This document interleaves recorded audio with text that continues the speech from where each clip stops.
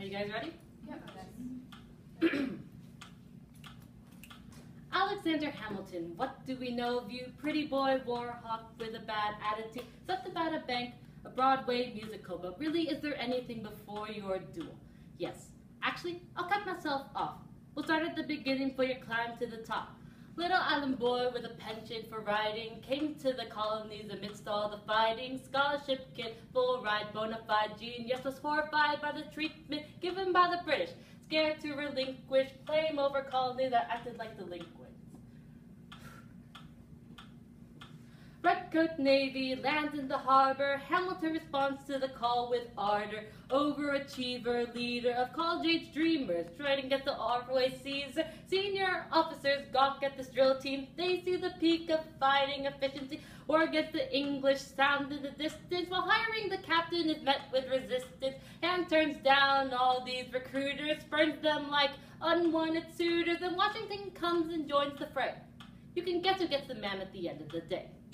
Hamilton becomes his right-hand man, serves as Washington's aide-de-camp as Howe was towering, intimidating forces, cutting down troops like a college discourse. It's embarrassing. America is putting up a fight, but it can't even get its officers to unite. Horatio Gates, Victor to the north, looked down on Washington with little remorse. He tried to send the general the scrap he could muster and pass it off to quality of Hamilton, a youngster, but behind the ears he assumed he was wrong, which threw him in the ring of a one-man throng. Hamilton, smart, headstrong, and resilient, took this little snub to show off his brilliance. Formed that plan, Alexander cemented a place next to Washington on which he depended to write his correspondence and all he intended, and in the end commanded troops down in Yorktown. Final destination, smackdown, a lopsided four-man showdown. The British don't regret building Jamestown, because these Brits just got burned by these hometown ruffians with fire in their soul, and it's all thanks to Washington's favorite anyway. Let's get back to business. How long is this time skip? Oh goodness, 6 years later, America's in shambles. No one's paying taxes, the back to Randall's. New York immigrants never good. A new form of government is gonna be needed if America's progress is to be unimpeded. Constitutional convention, the first intervention to dissipate tension, but not at all what they intended. Originally meant to edit and correct the article that ran the Union into debt. Together they conspired, and soon it was retired to make way for a new model that required strength, courage, a little bit of crazy to lead a new country. The future was still hazy, and thus was produced a document most used to shape a central government and run our independence. But sadly, brilliance fades in the light of day. The masses are the ones who have the final say. Sadly, the public don't want to behave, and who can blame him with a bitter X far away? Hamilton, our man, was set to correct our public view of government labeled as abject.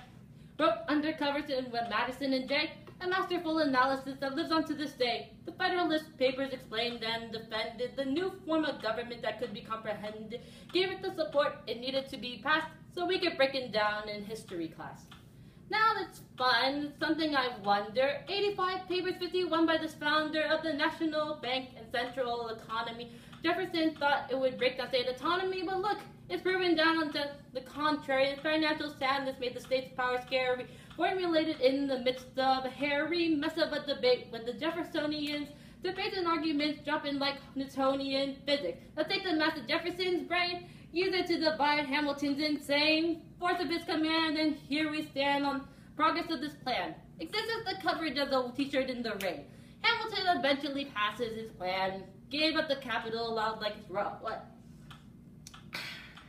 Gave up the capital like how his old man left him on an island with his dying mother. But he looks back in history, asking for another chance to be a part of Hamilton's story. Guess it's too late for him to say sorry.